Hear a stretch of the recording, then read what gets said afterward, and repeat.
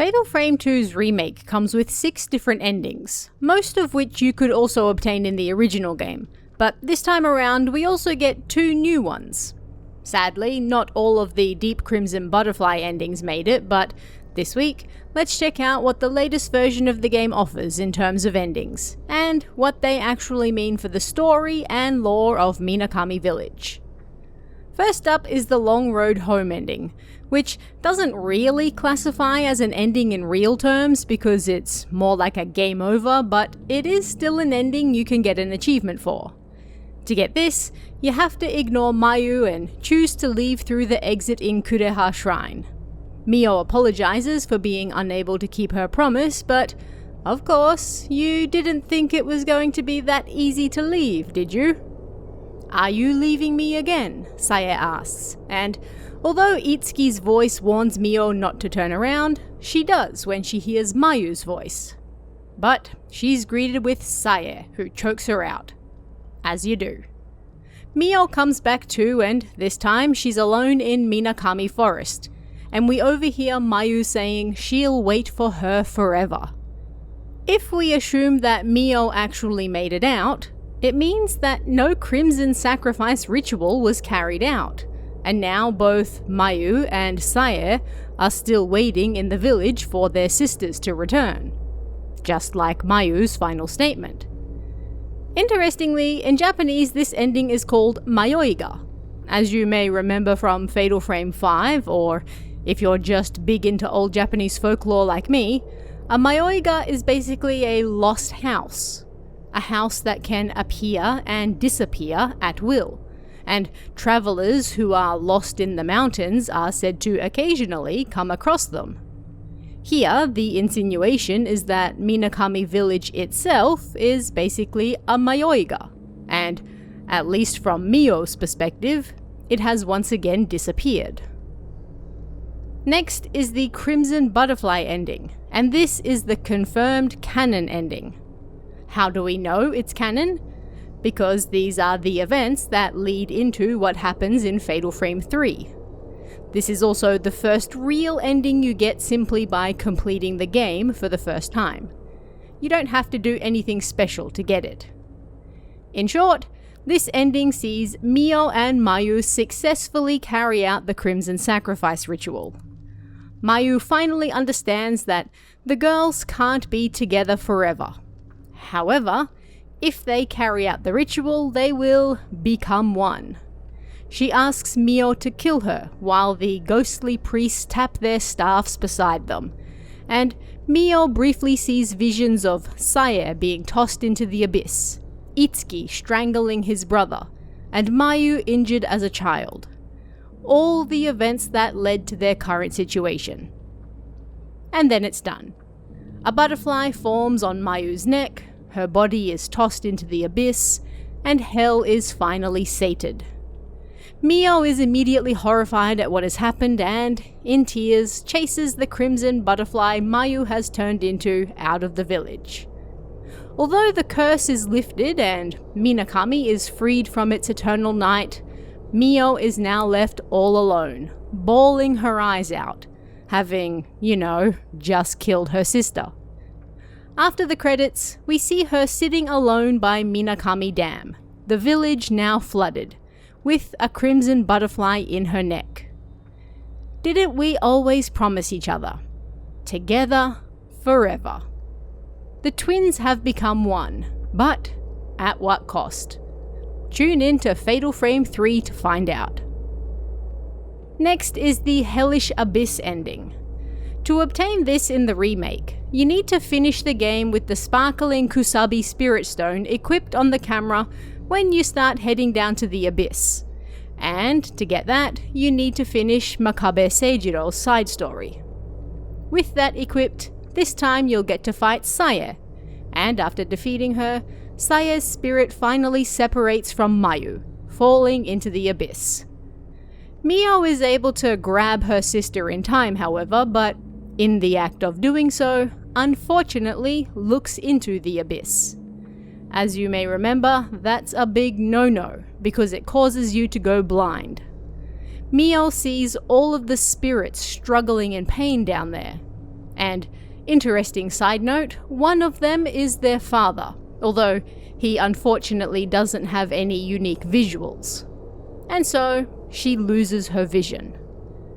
Mio tells us she doesn't remember how they were able to leave the village, but both girls were later found unconscious in the forest, and the village was gone.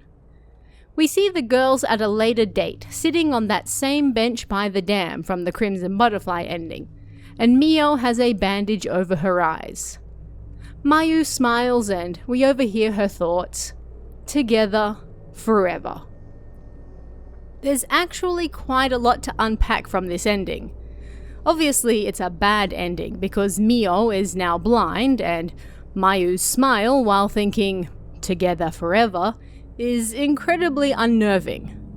Mayu got her wish. Mio will forever be by her side, because she's now blind and has to rely on Mayu instead of the other way around. Mayu is happy, but it's at the cost of Mio's independence. There's also that small little detail where they didn't actually carry out the ritual, yet they were able to escape. This presents some interesting questions. We see that Minakami Dam still successfully went ahead, but we have zero confirmation the Hellish Abyss was sealed. Did the girls even have to carry out the ritual to begin with?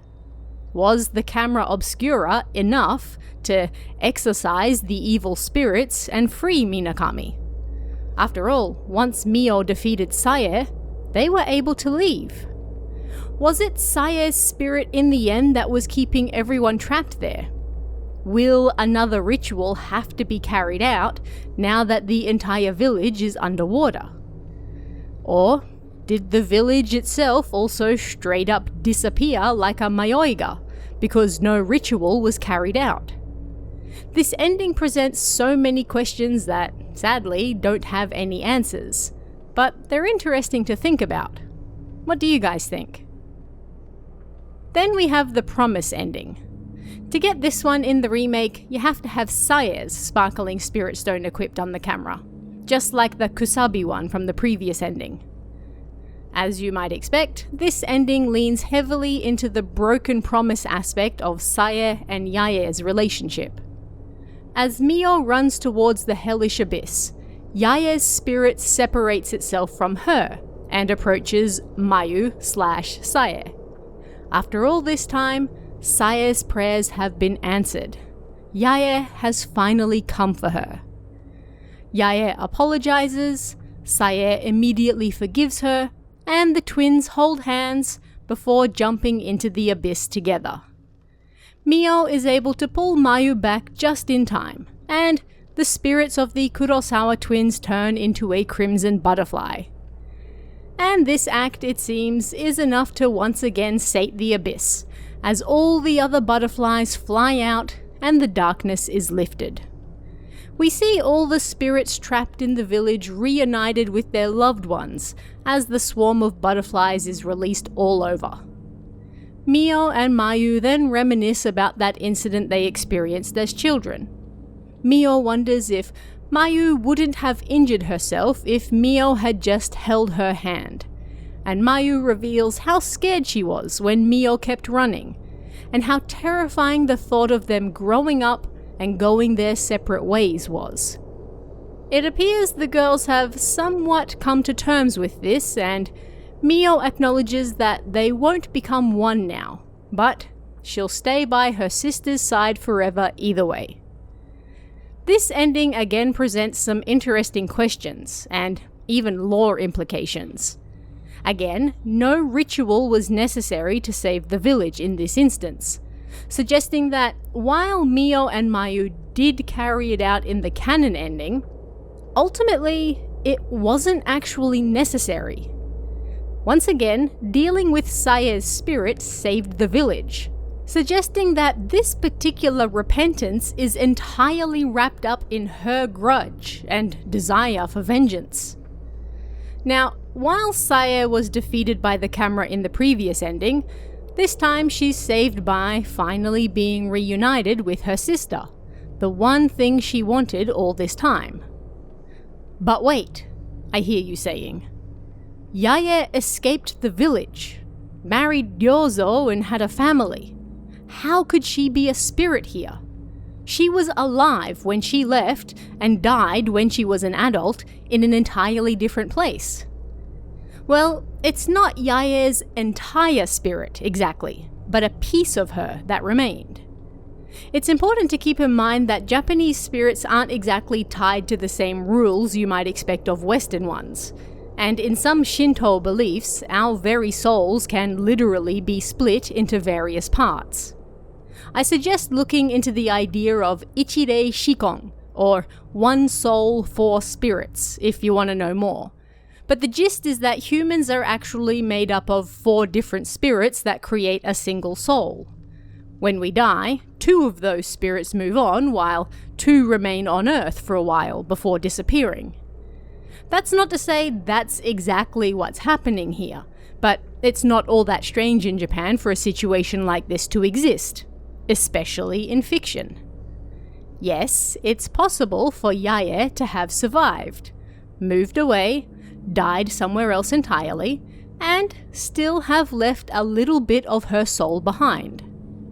Even in-game, this can explain why Yae was left without her memories when taken away from Minakami as well, because she left those there with that little piece of her soul. And finally, we have the 2 new endings that were added with the remake. The idea behind these, according to Shibata, was to create an ending that would serve as a sort of grand finale for the game. After all, this is now our 3rd iteration of the game, and the previous remake also had some new endings created just for it that aren't in this one either. So the goal this time was to create an actual final ending, and the best, most beautiful ending of all. However, having everything wrapped up in a happy, neat little bow isn't exactly very Fatal Frame, so said ending was then split in 2. First is the Sprouting Wings ending. To get this one, you need Mayu and Sae's sparkling stones attached to the camera. As Mayu once again teeters on the brink, about to fall into the abyss, Mio falls with her. Harkening back to Fatal Frame 5's ending, Mio wakes up, floating in the darkness, and remarks that she's dissolving and falling. But in that darkness, she finds her light, Mayu. The 2 sort out their codependency issues by agreeing to stay together, and the spirits of Sae and Yae help unite them in this darkness once more.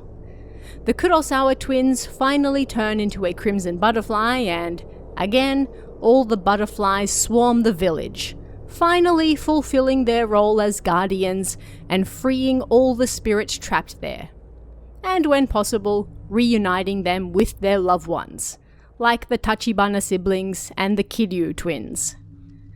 The twins then sit in the forest outside the village, the exact same spot where we started the game, remarking how beautiful it was.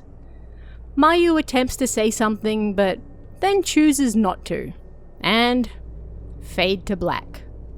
A happy ending.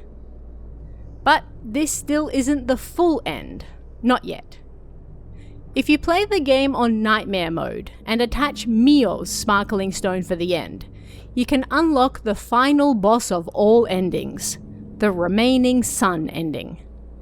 This is exactly the same as the Sprouting Wings ending, but this time you get a new scene after the credits. The Amakura twins sit on that bench by the dam, overlooking the water and watching the numerous crimson butterflies flying above it. Mio remarks that everything that happened in that village now lives on inside her, as well as her love for Mayu. The girls then hold hands and rush down the path beside the dam together. But this time, it's Mayu leading the way. And this is pretty much the happiest ending you can get in Fatal Frame. The Kurosawa twins are reunited, The Amakura twins both survive and have apparently come to terms with their issues. All the ghosts in the village are reunited with their loved ones, and then they're freed to move on as well. And finally, we see the crimson butterflies flying above the dam, indicating they are still around to protect and watch over the area. Unfortunately, this isn't the canon ending, as we know, but it does serve as an interesting what if. Again, no ritual was required to save the village. Simply saving Sae was enough. And while there is still the obvious question of what happens to the abyss now that it's sitting under a body of water, we see for the first time the crimson butterflies are still around. Perhaps the lack of a village combined with all that water and the swarm of divine butterflies will be enough to keep that place in check for quite some time to come. Who knows? But what did you guys think of these endings? Which was your favourite one? And are there any other bits of Fatal Frame lore you'd like to see me cover? Let me know in the comments below, and I'll see you again next time.